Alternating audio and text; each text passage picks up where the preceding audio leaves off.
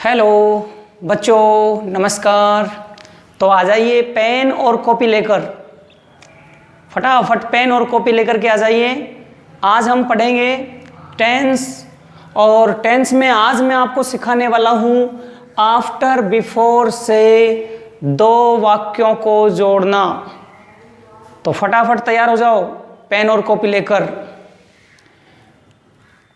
तो देखिए बच्चों, आफ्टर बिफोर से कैसे जोड़ेंगे। आफ्टर मीन होता है के बाद, बिफोर मीन होता है से पहले। ठीक है, आफ्टर मीन के बाद, बिफोर से पहले। इनमें दो कार्य होते हैं, एक कार्य पहले होता है और दूसरा कार्य बाद में होता है। तो देखो, ये है पास्ट इंडेफिनिट टेंस, जिसको सिंपल पास्ट टेंस भी कहते हैं। पास्ट इंडेफिनिट टेंस जिसको सिंपल पास्ट टेंस कहते हैं, और ये है पास्ट परफेक्ट टेंस। तो सिंपल पास्ट टेंस के वाक्य को आफ्टर बिफोर की सहायता से पास्ट परफेक्ट टेंस के वाक्य से जोड़ देते हैं। सिंपल पास्ट टेंस में क्या होता है, सब्जेक्ट आता है, वर्ब की सेकंड फॉर्म आती है और ऑब्जेक्ट। और पास्ट परफेक्ट टेंस में सब्जेक्ट आता है, हैड, वर्ब की थर्ड फॉर्म और ऑब्जेक्ट आता है बच्चों। ठीक है, और अब देखो कैसे जोड़ेंगे। तो ये वाक्य है, देखो, मेरे उठने के बाद सूर्य उदय हुआ। सूर्य उदय हुआ, ये पास्ट इंडेफिनिट में आ ई ये पास्ट इंडेफिनिट टेंस का वाक्य है। और पास्ट परफेक्ट में चुका था, चुकी थी, चुके थे। तो अब गौर से देखो इस वाक्य को, मेरे उठने के बाद सूर्य उदय हुआ, यानी कि इसमें मैं उठ चुका था, उसके बाद सूर्य उदय हुआ। तो दो कार्य हुए, एक तो सूर्य उदय हुआ, एक मैं उठ चुका था। तो बच्चों कभी भी क्या करना है, आपको पीछे से पहले सेंटेंस लेना है। सूर्य उदय हुआ, ये दूसरे नंबर का अपने को पहले लेके आना है। तो ये पास्ट इंडेफिनिट, सब्जेक्ट है सूर्य यानी द सन। उसके बाद में सेकंड फॉर्म उदय होना, राइज। सेकंड फॉर्म रोज हो गया, द सन रोज। ऑब्जेक्ट नहीं है इसमें। उसके बाद आफ्टर ले लेंगे, आफ्टर मैं उठ चुका था। तो मैं उठ चुका था पास्ट परफेक्ट है, subject had plus third form. तो सब्जेक्ट में आई और हैड, गेटअप, उठना को बोलते हैं गेटअप, और गेटअप की थर्ड फॉर्म होती है गोटअप। I had गोटअप। आपका ये सेंटेंस तैयार है। और यदि इसी वाक्य को हम ऐसे भी लिख सकते हैं, सूर्य उदय होने से पहले मैं उठ चुका था। तो देखो इसमें दो कार्य हैं, सूर्य उदय हुआ, उससे पहले ही मैं उठ चुका था।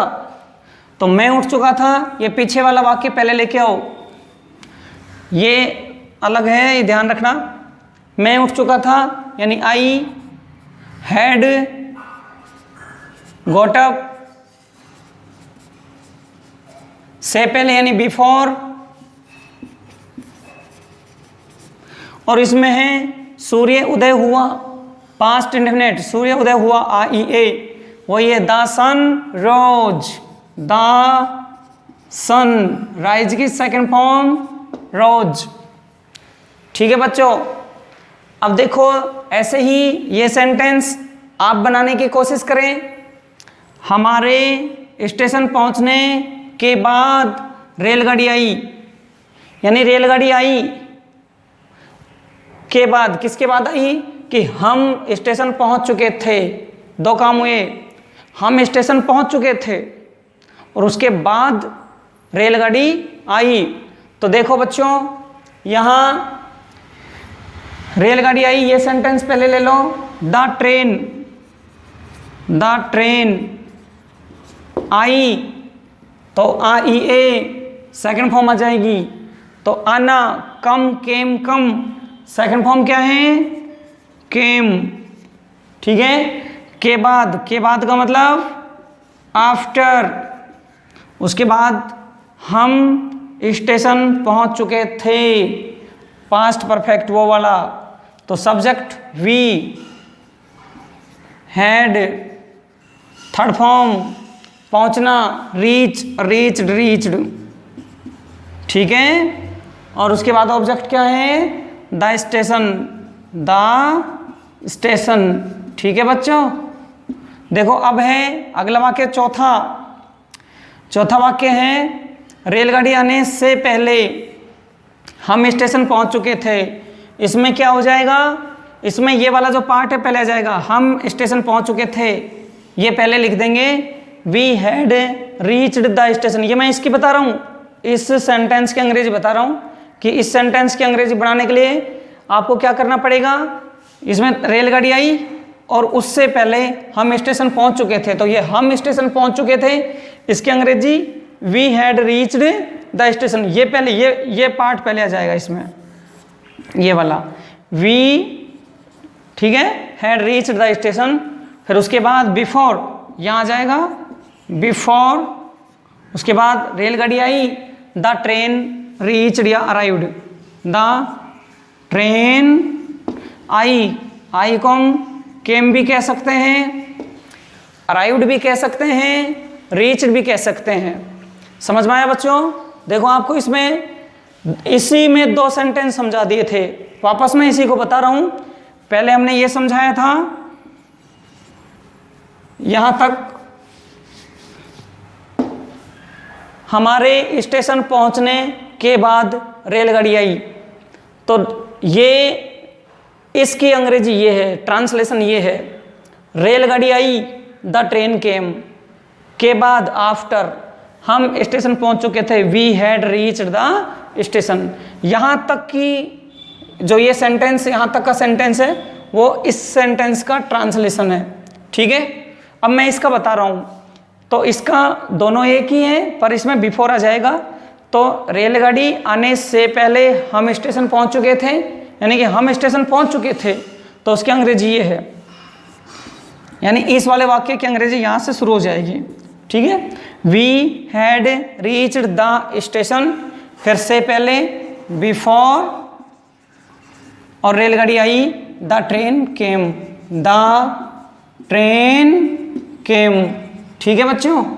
आया समझ में, ये 2 वाक्य समझाए मैंने अभी। डॉक्टर आने से पहले रोगी मर चुका था, डॉक्टर के आने से पहले, यानी डॉक्टर आया, इसमें डॉक्टर आया पास्ट इंडेफिनिट टेंस, रोगी मर चुका था, रोगी मर चुका था, तो ये चुका था चुकी थी वो पास्ट परफेक्ट वाला, ये वाला हिस्सा लेना है। सब्जेक्ट वर्ब की second form, had third form. तो सब्जेक्ट क्या है, रोगी, रोगी यानी द पेशेंट, द पेशेंट, और उसके बाद हैड, थर्ड फॉर्म डाइड, ठीक है।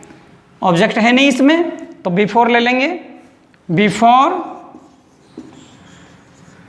डॉक्टर आया, the doctor came, the doctor केम, ठीक है बच्चों।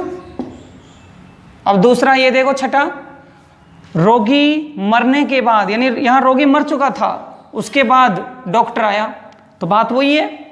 इसकी अंग्रेजी अगर हम बनाएं तो ये हिस्सा ले सकते हैं इसका, the doctor came, the doctor केम, बाद यानी आफ्टर, रोगी मर चुका था, द पेशेंट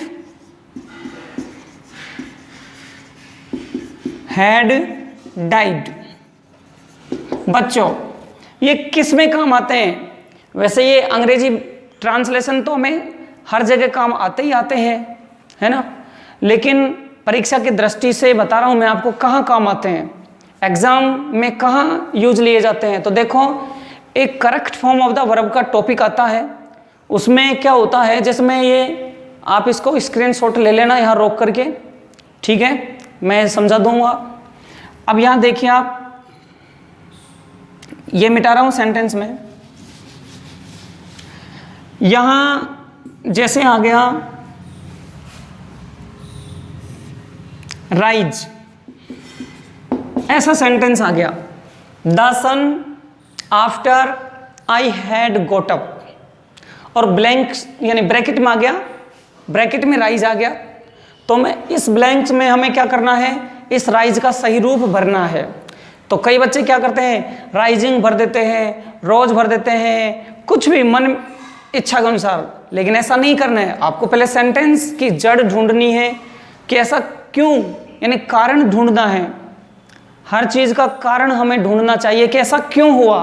तो देखिए, यदि अंग्रेजी वाक्य में, यानी हमारा एग्जाम का जो वाक्य है उसमें आफ्टर या बिफोर हो, क्या हो, आफ्टर या बिफोर हो, तो वन साइड आएगी वर्ब की सेकंड फॉर्म, और one side had plus third form आएगी। वापस बोल रहा हूं मैं, गौर से सुनना इस चीज को। यदि हमारे अंग्रेजी वाले वाक्य में, ये अंग्रेजी का वाक्य हो गया, और इसमें आफ्टर या बिफोर हो, तो यहाँ आफ्टर आ गया, तो वन साइड तो क्या आ जाएगी, वर्ब की सेकंड फॉर्म, और one side had plus third form, तो एक आएगी, दूसरी भरनी है। तो यहाँ हैड गोट अप, ये हैड प्लस थर्ड फॉर्म तो आ गई, तो अब हमें भरना क्या है, सेकंड फॉर्म भरनी है। तो राइज की सेकंड फॉर्म हमें यहाँ भरनी है रोज। क्लियर है? ऐसे ही बच्चों ये correct form of the verb होते हैं। मैं आपको अगले वीडियो में correct form of the verb, जो कि कक्षा 10 में 4 नंबर का टॉपिक है, और 11 में भी है, 9वीं में भी है, 8वीं में भी है, ऐसे, और ये बहुत ही इंपॉर्टेंट है। और जो कंपटीशन क्लासेज होती हैं उनमें भी ये टॉपिक पूछा जाता है, कई बार 3rd ग्रेड में भी ये क्वेश्चन आ जाता है। तो correct form of the verb का जो टॉपिक है मैं अगले वीडियो में आपके लिए लेकर आ रहा हूँ, तब तक आप इंतज़ार कीजिए। और बच्चों, आपको वीडियो समय पर मिले इसके लिए आप चैनल को सब्सक्राइब करें। Thank you.